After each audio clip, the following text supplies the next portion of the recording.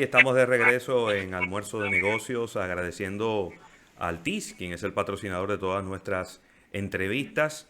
Y en el día de hoy tenemos a Yermis Peña, quien es arquitecta y con quien vamos a hablar un tema sumamente interesante, porque quizás cuando la gente piensa en un lugar para instalar una oficina, una compañía, quizá en lo que menos piensa es en el impacto que puede tener ese lugar en el desempeño de sus empleados. Casi siempre lo que se busca es optimizar espacios, optimizar energía eléctrica y todo ese tipo de cosas. Entonces, cuando ella nos propuso este tema de edificios corporativos saludables, uno dice, wow, pero los edificios no se comen, ¿cómo es que son saludables? Bienvenida, Yermis, a Almuerzo de Negocio. ¿Cómo estás? Buenas tardes, ¿cómo están ustedes? Excelente, excelente, gracias a Dios. Qué bueno, pues efectivamente los edificios saludables no se comen, como se dice, pero realmente lo que procuramos es que sus usuarios tengan como prioridad el cuidado de su salud. Claro. Hace algunos años venimos con esa práctica, pues somos abanderados de las construcciones sostenibles, que básicamente, aparte de preservar el medio ambiente, de incentivar una economía en la parte energética, en la parte de agua, también tienen el otro aspecto, que es que procuran que todos esos espacios, por ejemplo, a nivel interior, la calidad del aire sea óptima, se cuidan tantos detalles que logran que los usuarios se sientan bien, se sientan felices. Y eso se responde a nivel de empresas en que su productividad obviamente va a ser mayor. Excelente. Muy bien, con relación, Jermis, a la República Dominicana, ¿cómo se ha percibido o cuál es la concepción que tienen los empresarios, tanto los inversores como los arquitectos e ingenieros con relación a estos edificios y viviendas saludables en nuestro país?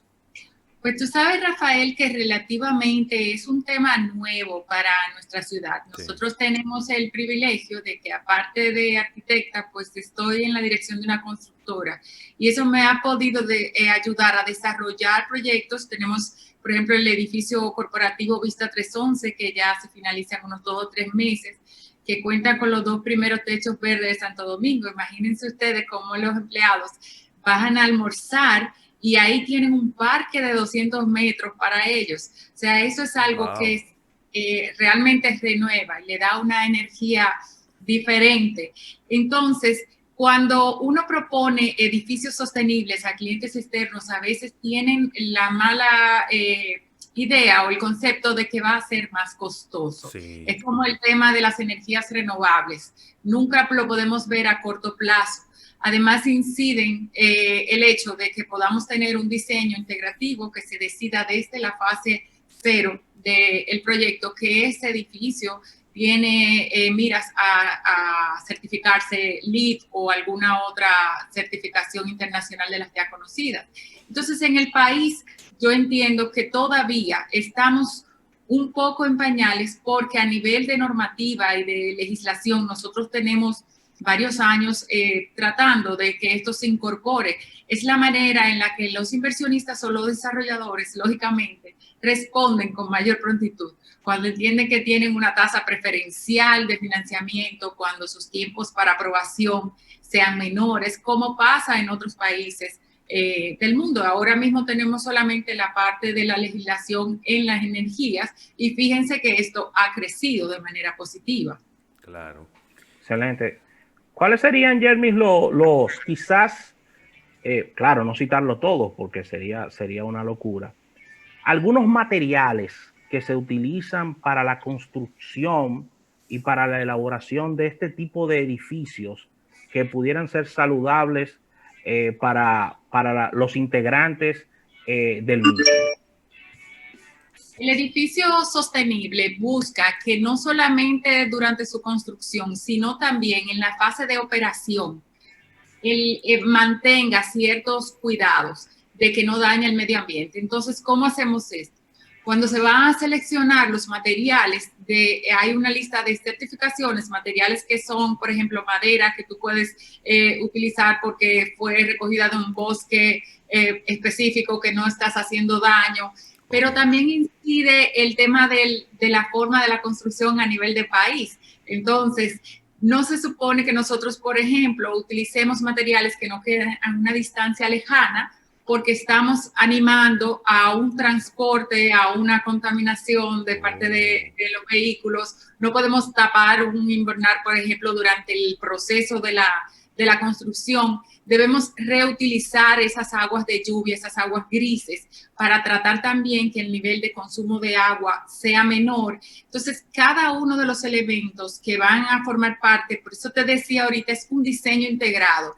No pueden actuar como regularmente se construye. Aquí, para los que no están muy familiarizados con la construcción, lo que regularmente se hace es que le entregas, primero ya buscaste el solar, le entregas el solar a un arquitecto, el arquitecto te desarrolla un anteproyecto y luego incorporan las partes técnicas, el eléctrico, el sanitario, etcétera. Entonces, ¿qué se supone cuando vas a hacer un edificio sostenible? Que por lo menos tengas la oportunidad de evaluar 2 o 3 lotes, porque algunos te van a dar más beneficio que otro, dependiendo de la ubicación, el diseño bioclimático, aprovechar la iluminación natural, tratar de bajar la temperatura interior del edificio, porque mientras menos se caliente mi edificio en el interior, voy a requerir menor uso de climatización. Claro. Y eso también responde a las facturas energéticas menores.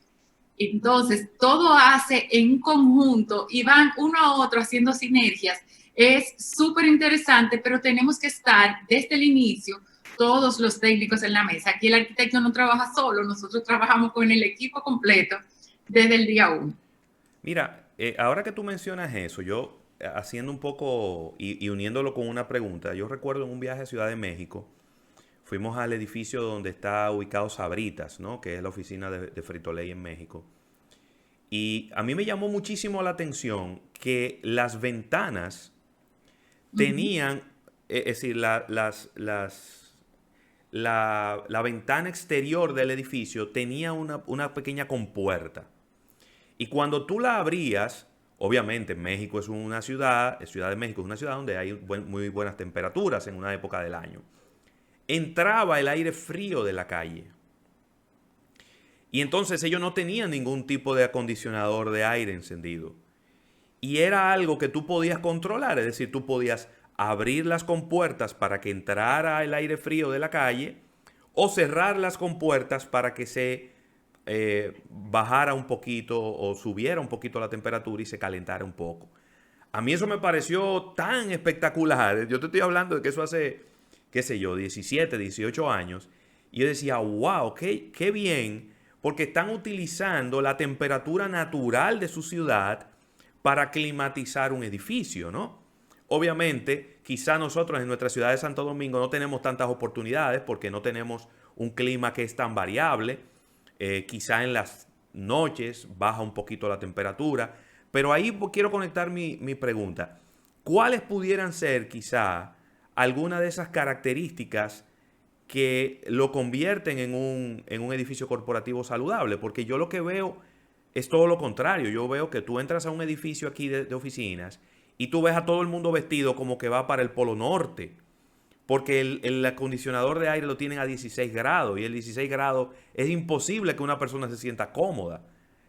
Tú tienes tanta razón en lo que estás diciendo. Cuando nosotros hablamos de bienestar, el bienestar es tan amplio que llega incluso a eso, al estrés térmico. Cuando tú sometes a un empleado a un frío exagerado o a un calor, porque a veces pasa con el sistema de las ventanas, que bueno, la tendencia del uso de tecnología, el cerramiento de los edificios acristalados, si no se colocan ventanas aislantes, es una fuente de calor molesta. Entonces, no importa incluso el equipo del aire acondicionado, es combatir de frente, es una guerra, a ver quién gana.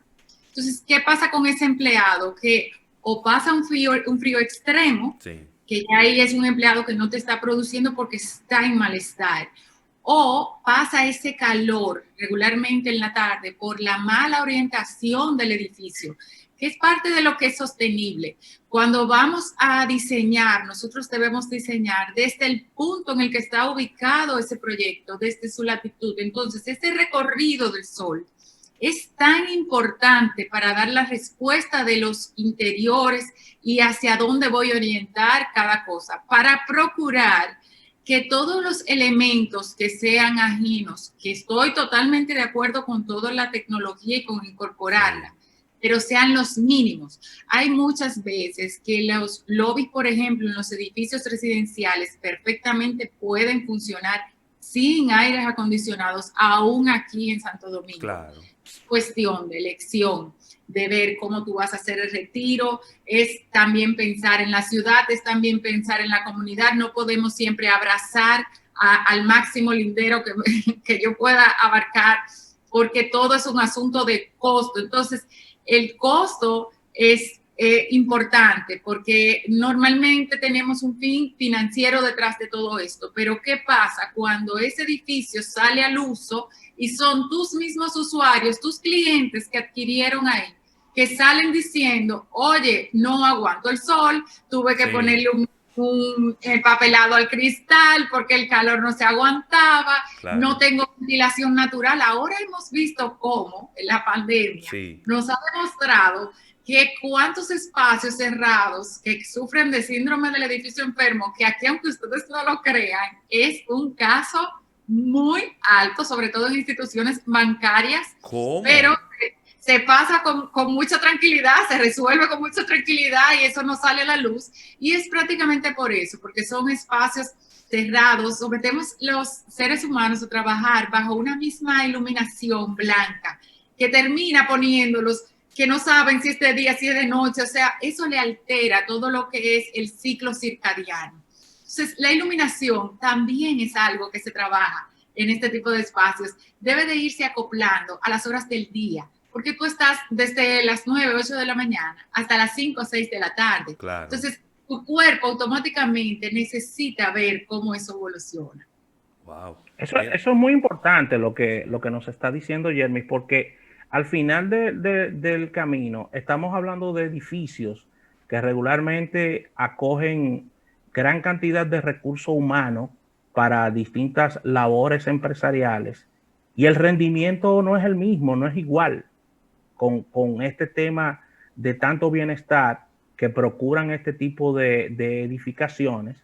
Y quería preguntarte, Jermis, ¿cómo va el tema de el recurso humano? Entiéndase arquitectos, entiéndase constructoras, ingenieros, con relación a este tipo de edificios, este tipo de construcciones, porque necesitamos un capital humano preparado y que sepa qué se va a utilizar, cuáles son los parámetros para estos temas.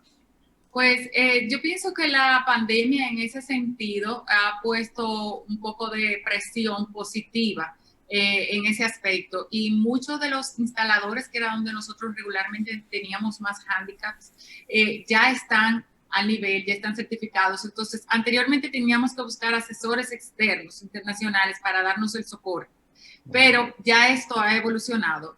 ¿Qué pasa a nivel general?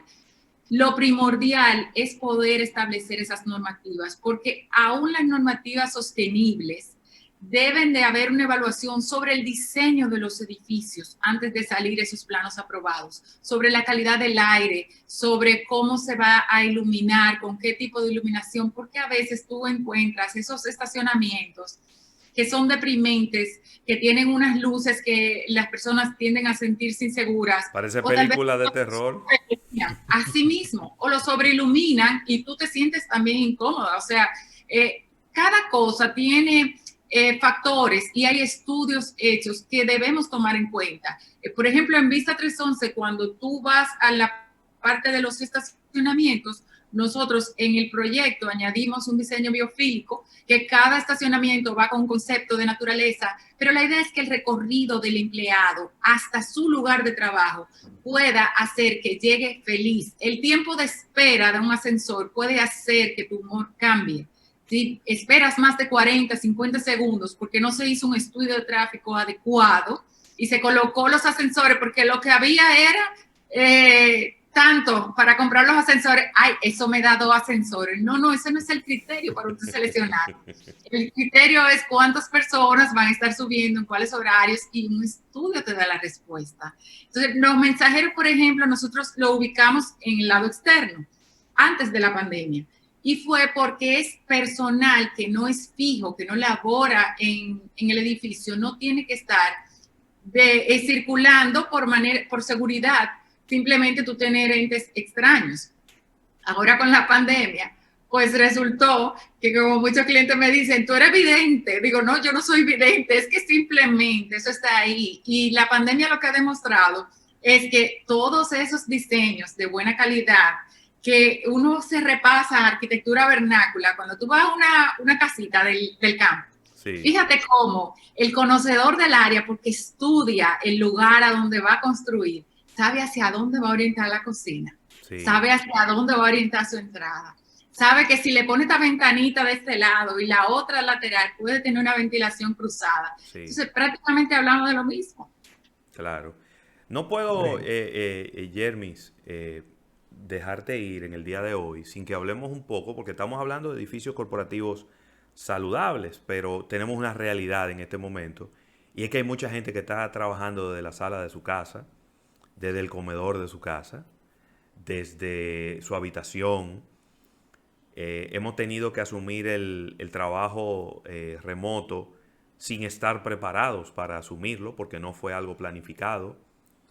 Y yo quiero quizá que tú nos arrojes y nos dejes algunos tips de cómo convertir nuestra casa en un lugar en donde podamos trabajar de una manera satisfactoria, porque hay tantos factores que influyen y me gustaría que nos ayudaras en ese sentido. Pues claro que sí, sobre todo ahora que retomamos este tema de permanecer más tiempo en los hogares. Al principio de la cuarentena, yo le sugería a las personas que crearan en sus casas una especie de microciudad. Y eso es básicamente hacer un listado de sus actividades primordiales, entre ellas trabajar, sí. Pero también el ocio, también comer. Y a cada una le asignaran un espacio específico. Lo malo de todo esto es pretender que vamos a trabajar un día desde la cama, otro día en la sala, otro día en el comedor, y en la medida de lo posible evitar, si son familias ya con niños, sala, comedor, cocina, es lo peor que usted puede hacer para ubicarse para trabajar. Claro. Y la misma habitación, porque la habitación debemos reservarla, si tenemos el espacio, para el descanso, que también tenemos que salvaguardar esto. Romper con las decoraciones y la disposición del mobiliario.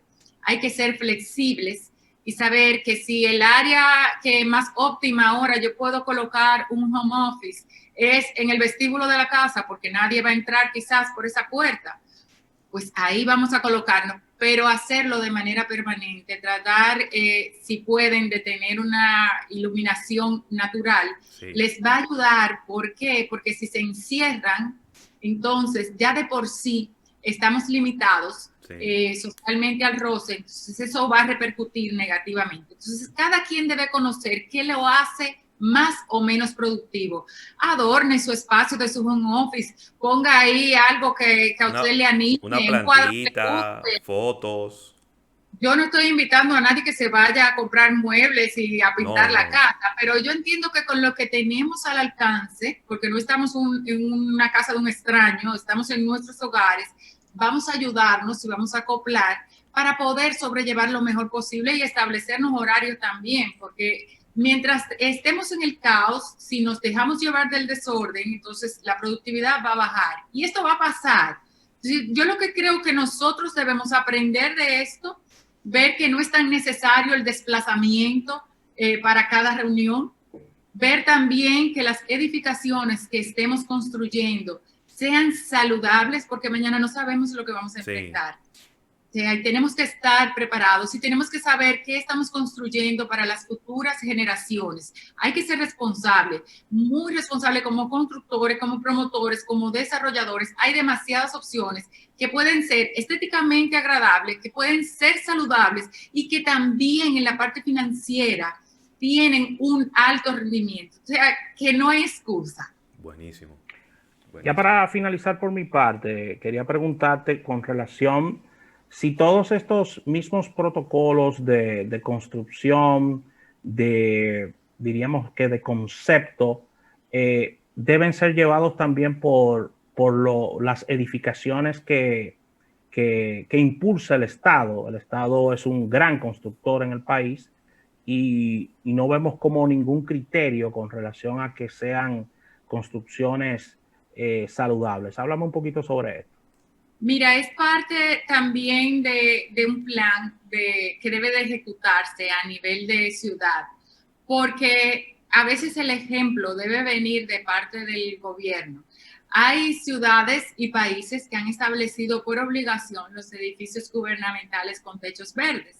Y eso hace que la gente se incentive. En vez de tener la azotea desolada, que lo que está haciendo es que tu casa sea más caliente porque el sol lo recibe inclemente y el vecino ve esa azotea llena de escombros y de cosas desagradables que visualmente la gente a veces no le da importancia, pero eso te afecta. O sea, porque es algo de belleza urbana que tú puedes aportar. Entonces, muchos países lo han hecho de esta manera y ha sido muy productivo. Bajan ellos mismos también los consumos, pero no limitarnos solamente a que se colocaron paneles solares o a que se compraron aire acondicionados de bajo consumo. Sí. Esto es solo un pequeño eslabón. Hay mucho que hacer y creo que ahora con esta experiencia que tenemos es un excelente momento para hacer revisiones y hacer mejorías. Los edificios sostenibles no tienen que ser construidos desde cero. Se pueden hacer remodelaciones a interiores o a todo lo que es la envolvente de un edificio para hacerlo sostenible. Incluso yo le digo a muchos clientes que su ánimo no es certificarse, por lo menos podemos trabajar con todos los preceptos de un edificio, porque al final lo que interesa es el bienestar de ese ser humano, de ese empleado público que no esté en lugares incómodos, o también los mismos clientes, los mismos visitantes, en el caso de los negocios. Luego cuando comienzan la operación, ven el por qué la gente llega y se siente bien en los sitios, las quejas le aumentan, pero no saben de qué se trata.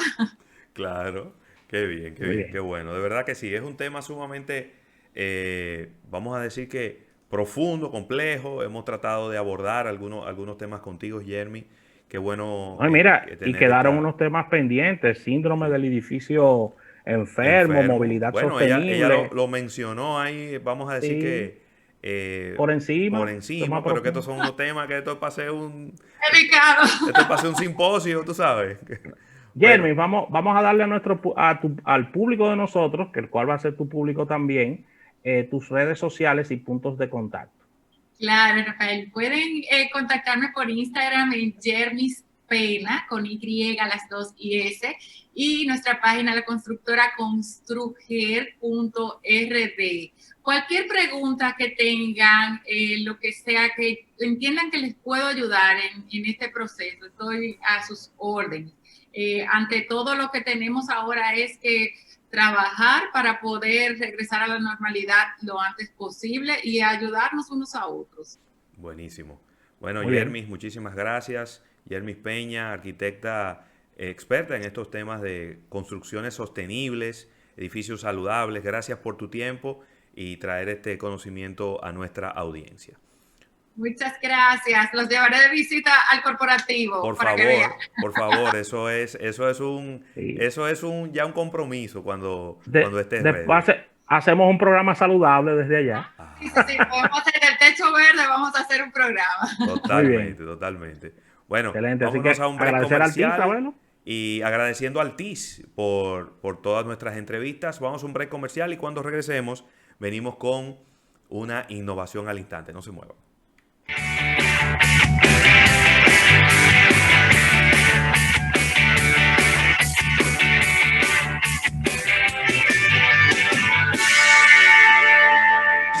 breve, más contenido en Almuerzo de Negocios.